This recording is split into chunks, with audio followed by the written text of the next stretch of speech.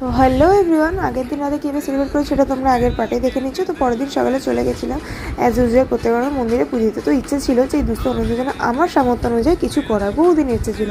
তো এবছর যেহেতু সেলিব্রেট করলাম না, ভাবলাম এই বছরটা এইভাবে কাটানো যায়, অন্যরকমভাবে। তো এগুলো সত্যি দেখে মনটা বেশ আনন্দ লাগছিলো। তারপর মন্দিরে চলে যাই, পুজো দিয়ে নিই।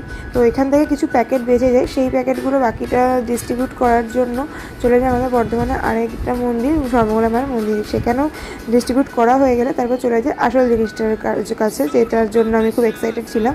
তো এটা হচ্ছে আমার জন্মদিনে নিজেকে দেওয়া আরেকটা বার্থডে গিফট। তো খুব এক্সাইটেড ছিলাম আমার ওপেন করার জন্য।